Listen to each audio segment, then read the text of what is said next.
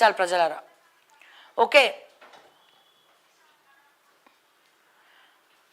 And అదే రకంగా మావోయిస్టుల మృతదేహాలను భద్రపరచండి, కుటుంబ సభ్యులకు బంధువులకు చూపించండి.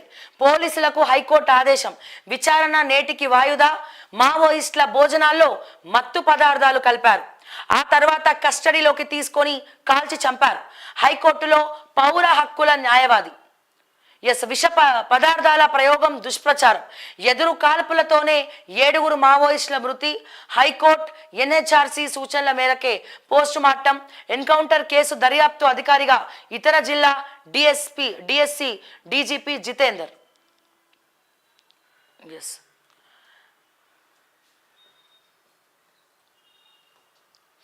ట్రేడ్ మార్కుగా ఓయూ ఆర్ట్స్ కాలేజ్ బిల్డింగ్ త్వరలో గుర్తింపు దక్కే అవకాశం. దేశంలోనే 3వదిగా రికార్డ్. మొదటి 2 స్థానాల్లో Taj Mahal, Bombay stock exchange. Super. నిజంగా అంటే ఓయూ ఆర్ట్స్ బిల్డింగ్ అనేది చరిత్ర పుటంలో నిలిచిపోతా ఉంది. జనరల్గానే ఓయూ ఉస్మానియా యూనివర్సిటీ అనేది మన దేశంలోనే ఒక మంచి యూనివర్సిటీగా 30వ స్థానంలో 30 యూనివర్సిటీలో ఒక యూనివర్సిటీగా పేరు పొందింది. మరి అటువంటి యూనివర్సిటీ ఉస్మానియా యూనివర్సిటీ ముఖ్యంగా ఆర్ట్స్ కాలేజు అదేంటి వాళ్ళ క్యాంటీన్స్, ముఖ్యంగా క్యాంటీన్స్ విషయం కూడా మనం వెళ్ళి కవర్ చేయడం జరిగింది. సులభ కాంప్లెక్స్ని తలపించేలాగా ఓయూ క్యాంటీన్లు ఉండడము. సో ఓయూ నాయకులు కావచ్చు, వాటి గురించి ఎంత ప్రశ్నించినా గత ప్రభుత్వం పట్టించుకోలేదు. ఈ ప్రభుత్వం కూడా మరి ఓయూకు సపరేట్గా బడ్జెట్ కేటాయించి అక్కడ ఉన్నటువంటి క్యాంటీన్స్ని మళ్ళీ రీలొకేట్ చేసి కొత్తగా మరి ఇంత బడ్జెట్ ఇచ్చి మరి ఓయూని డెవలప్ చేస్తలేరా, అసలు ఆ ఊసైనా ఎత్తుతున్నారా అనేదే ఒకసారి ఆలోచించాలి. ఎనీవేస్ చాలా హ్యాపీగా ఉంది. ఉస్మానియా యూనివర్సిటీని మళ్ళీ 3వ స్థానంలోకి తీసుకురాబోతున్నారు అని చెప్పి. 56 మంది దుర్మరణం, వందలాది మందికి గాయాలు. ఆఫ్రికాలోని సౌత్ ఈస్ట్ గినియాలో ఘటన. ఫుట్బాల్ మ్యాచ్లో రెఫరీ నిర్ణయంతో ఘర్షణ అన్నట. నారాయణ కాలేజీ విద్యార్థి స్టూడెంట్ బాత్రూంలో ఉరేసుకొని ఆత్మహత్య. యాజమాన్యం వేధింపులే కారణం, తల్లిదండ్రులు. ఇంపల్స్ కాలేజీల్లోనూ కూడా విద్యార్థిని బలవన్మరణం. ఇంకా ఎన్ని ఆత్మహత్యలు జరుగుతాయండి? ఇంకా ఎన్ని ఆత్మహత్యలు జరుగుతాయి? గవర్నమెంట్ గురుకులాల్లో ఆత్మహత్యలే, ప్రైవేట్ కాలేజెస్లో పిల్లలకు ఫీజులు కట్టి పేరెంట్స్ తల్లిదండ్రులు రెక్కల ముక్కలు చేసుకొని మరి వాళ్ళని కాలేజీలకు పంపిస్తూ ఉంటే వీళ్ళు చదువు చదువు చదువు అని చెప్పి. అసలు జనరల్గా విద్యార్థులకు కావాల్సింది ఏంటండి? కేవలం చదువు మాత్రమేనా? చదువుతో పాటు జనరల్గా గవర్నమెంట్ స్కూల్స్కి కావచ్చు, ప్రైవేట్ స్కూల్స్కి కావచ్చు, ప్రైవేట్ మేనేజ్మెంట్స్కి వాళ్ళకి ఆడుకోవడానికి గ్రౌండ్ కూడా లేదండి. క్లోజ్డ్ బిల్డింగ్స్ పూర్తిగా. నారాయణ చైతన్యన్ అయితే సిటీ మధ్యలో ఉంటుంది, క్లోజ్డ్ బిల్డింగ్స్ పెడతారు. చీకటి రూమ్లన్నీ కూడా, ఒక వెంకులేషన్ ఉండదు, పాడు ఉండదు. వాళ్ళు చదువు చదువు చదువు అని చెప్పి ఓపిక లేకపోయినా తాహతకు మించి 24 గంటల్లో 16 గంటలు చదువు చదువు చదువు అని చెప్పి వీళ్ళు ఇచ్చేస్తూ ఉన్నారు. నిజంగా తల్లిదండ్రులు కూడా ఆలోచించాల్సినటువంటి సమయం ఏర్పడ్డది. దయచేసి ఇటువంటి కాలేజీలలో జాయిన్ చేయడము మీరు ఆలోచించండి. కావాలంటే ఏదైనా చిన్న కాలేజీలో జాయిన్ చేసో ప్రైవేట్ ట్యూషన్ పెట్టించి దగ్గరుండి ఇంట్లో చదివించండి. మానసికంగా విద్యార్థులను దయచేసి ఆగం పట్టించకండి, డ్యామేజ్ చేయకండి. వీళ్ళ టార్చర్లు తట్టుకోలేక, తల్లిదండ్రులకి చెప్పుకోలేక మానసిక వేదనకు గురయ్యి విద్యార్థులు చనిపోతూ ఉన్నారు. సో దయచేసి గవర్నమెంట్ చర్యలు తీసుకోవాలా. చర్యలు తీసుకుంటుందా ప్రైవేట్ కాలేజీ మీద? మరి విద్యాశాఖ ఎవరి దగ్గర ఉంది? ఇప్పుడు రేవంత్ రెడ్డి దగ్గరనే ఉంది. విద్యాశాఖ ముఖ్యమంత్రి గారి దగ్గరనే ఉంది. ప్రైవేటు కాలేజీలకు, ప్రైవేటు స్కూళ్లకు పెత్తనం ఇస్తున్నారా రేవంత్ రెడ్డి గారు? స్తోమతకి మించినటువంటి, గవర్నమెంట్ ఫీజుకు మించినటువంటి ఫీజులు వీళ్ళు కట్టించుకుంటా ఉన్నారు కదా. ఒక ఫీజుల నియంత్రణ లేదు. మీ ప్రభుత్వం ఏర్పడిన తర్వాత గత ప్రభుత్వం అట్లా చేసింది కాబట్టి మిమ్మల్ని తెరపైకి తీసుకొచ్చినాం మార్పు కావాలని చెప్పి. కానీ మీరే మారిపోతారు అనుకోలేదు మేము. నేనేమంటున్నా, ఇక్కడ విద్యార్థి ఇది ఒక్క సూసైడ్ కాదండి. గత కొన్ని రోజుల నుండి నారాయణ, శ్రీ చైతన్య కాలేజీలలో జోరుగా ఆత్మహత్యలు జరుగుతూ ఉన్నాయి. మీరు చూడొచ్చు.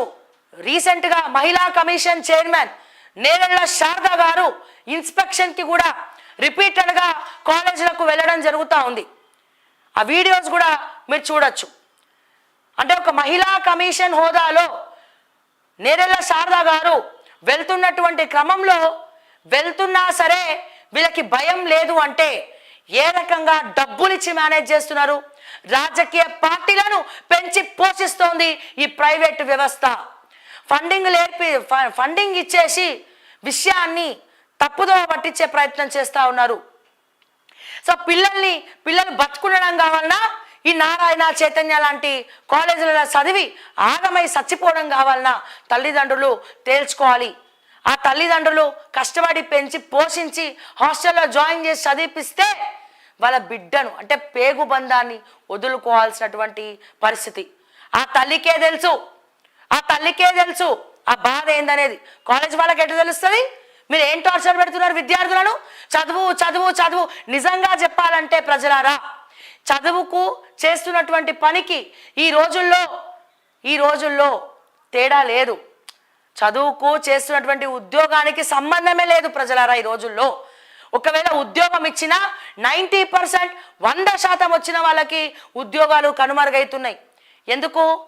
బాగా కంటిన్యూస్గా చదువు అని చెప్పి పుస్తకాలు పట్టుకొని చదివే ప్రపంచంగా బతికి 99% తెచ్చుకున్న వాళ్ళకేమో కమ్యూనికేషన్ స్కిల్స్ లేవు, మాట్లాడడానికి రావట్లే, ధైర్యం లేదు, బయట ఎట్లా బతకాలో తెలియనటువంటి పరిస్థితి.